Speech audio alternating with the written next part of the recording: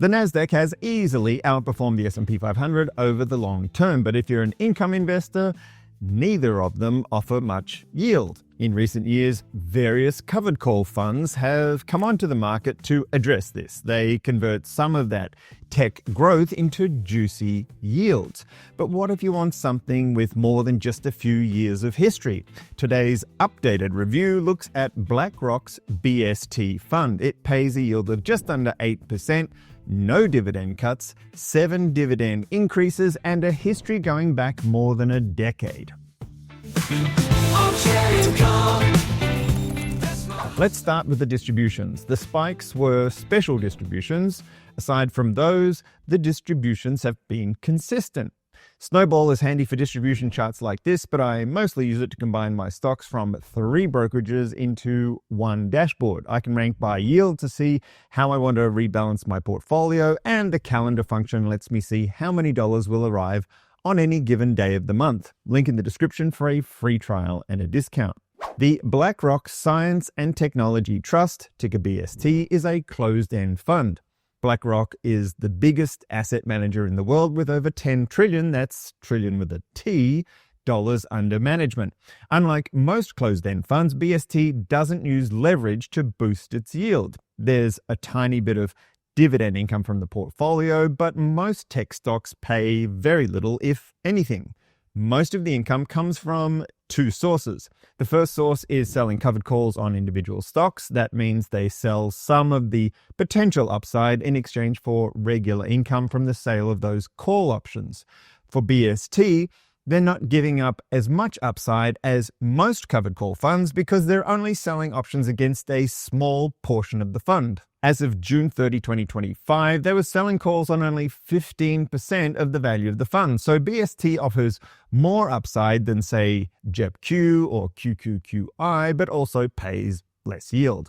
By the way, if you're new to the channel, I retired in 2017, and that's when I got serious about researching my investments in greater depth, and this channel is where I share what I learn. I mostly focus on stocks and funds paying consistent yields of 8 to 12%. Occasionally, I'll go below 8% if there's some additional upside beyond just the yield. BST is a good example, as we'll see shortly. If you'd like a copy of my portfolio, it's available via Armchair Insider. Link in the description. It's free. The second source of income is less consistent, realizing gains in the portfolio, or to put it another way, selling a holding for a profit. That's what led to those special distributions we saw a moment ago. There are about 100 holdings, but just over half the portfolio is weighted towards the top 10. The usual suspects make up the top 5. Then there are 3 names that are less familiar because they're private companies. Project Debussy, or Debussy, refers to an AI company called Databricks. Project Picasso refers to PSI Quantum, a company focused on quantum computing. Of the 3, the only name I actually recognized, though, was Anduril. That's the defense contractor founded by Palmer Luckey. These private companies are risky and could result in huge gains or huge losses. There are examples of both of those on page 115 of the 2024 annual financial report. BST's investment in Grammarly, for example, is currently showing a loss, and their investment in Databricks, aka Project Debussy, is showing a hefty gain. As for the publicly traded stocks in the portfolio, BlackRock has the latitude to buy pretty much whatever they want. However, given the science and technology theme, Nasdaq stocks feature prominently. Regarding fees, BlackRock charges 1.07%. Now that's higher than an ETF, but for a CEF, that's fairly typical. They're actively managing a stock portfolio, option trades, and private placements. I haven't seen a fund that does all of that and charges substantially less than 1.07%. The competitor we'll look at shortly, STK, charges 1.26%. In 2024, according to the 8937 tax form issued by BlackRock, 47.7% of the BST distributions were return of capital. The rest was probably capital gains or ordinary income. BlackRock's website doesn't stipulate. I'll assume ordinary income to be conservative. If anybody has a document that breaks it down, feel free to share it in the comments. Return of capital is generally preferable to ordinary income from a tax basis because you don't owe the tax until, or in fact, if you sell. It lowers your cost basis, and then upon sale, you do owe capital gains tax.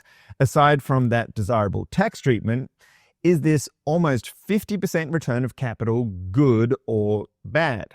Well, it's hard to say with a closed-end fund because it can get complicated, and it can also be a mix of both. But I don't think it's all bad. If a fund simply gave its investors their money back, then in round numbers, a fund yielding 8%, of which roughly half is returning investors' principal, would mean the fund would fall in value by about 4% over a year. But in 2024, the price of the fund rose 10%. And if you include the distributions, their shareholders received a total return of almost 20%. So the fund did more than just give investors their money back.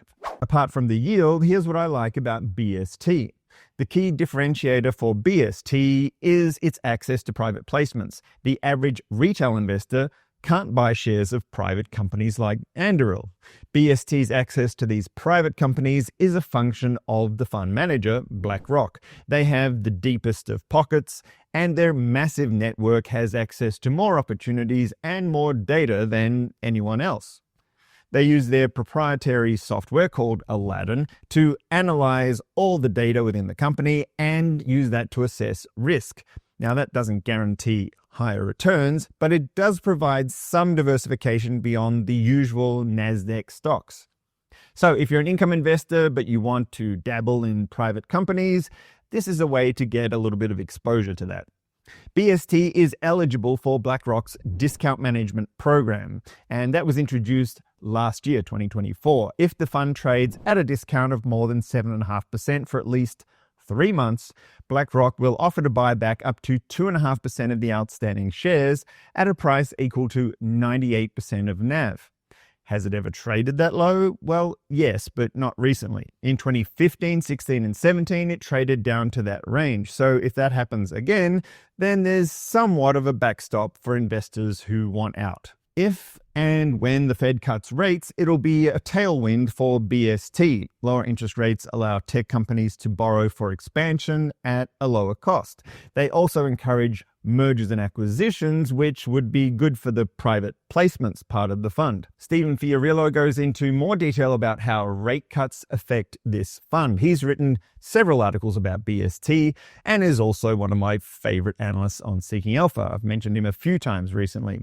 I'll link to that article, which I suggest reading if you're considering buying BST, and I'll also include a link for a free trial and a discount. I use the premium level of membership.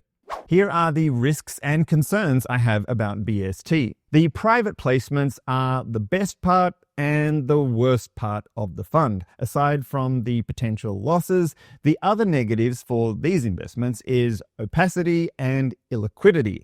They're opaque because private companies don't release financial statements to the public, and unlike a publicly traded stock, they're illiquid. They can't be converted to cash unless there's an IPO or an acquisition. The concentration on tech stocks and private placements increases price volatility. Putting aside the income, the price has increased almost 100% since inception, and that's quite good for a high-yielding CEF. But the journey has been rocky at times. If you bought at the worst possible time, which was around February 8th, 2021, then sold a year later or 2 years later, you would have taken quite a hit.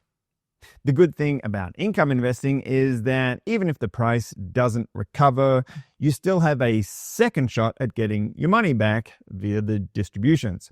If you did buy on February 8, 2021, the total return has almost broken even about 4.5 years later. There aren't many tech-based income funds that have been around as long as BST. There's the sister fund, BSTZ, but it's only been around since June of 2019. Some investors are drawn to BSTZ's higher yield, but BST has outpaced it for total return.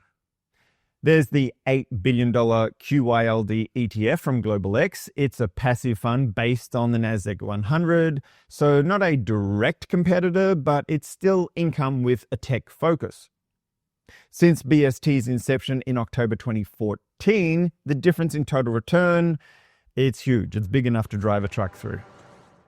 I think the best competitor to BST would be STK. It's a smaller closed-end fund, less than half the size, and quietly gives most funds a run for their money over the long term. The winner here really depends on which timeline you select. Over the past year, BST is ahead, and then over the past 5 years, STK is ahead, and over the past 10 years, well, it's a dead heat. I'm including the NASDAQ 100 as a benchmark because it's tech-focused, but in case you're wondering, over the long term, the S&P 500 doesn't keep up with these stronger tech funds. I like BST and STK, but I prefer BST because it pays a higher yield. STK is currently paying 46.25 cents a quarter, which annualizes to a yield of 6%, but it sometimes pays these special distributions that temporarily make the yield look bigger.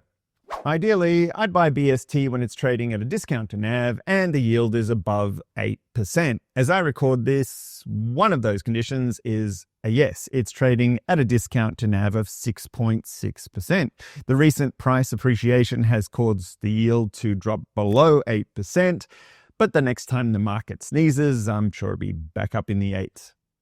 I currently have an allocation to BST of just under 3.5%, and as I record this, I don't have any plans to change that. What does BST offer beyond the yield? Well, more potential for appreciation than most income investments. If the portfolio is firing on all cylinders, and I'm talking about BST's portfolio, meaning that the stocks are doing well, the private placement gains can be realized, then BST could once again outperform the NASDAQ. That means more risk and more upside than the typical NASDAQ covered call fund like JEPQ or QQQI. It's not for everyone. It does require patience and a certain insensitivity to volatility, but if you want a little tech spice, I think it's an interesting one. If you're curious about that other tech fund that outpaced BST on the 5-year chart, click here for a review of STK. That wraps it up for this look at BST. More Armchair income coming soon.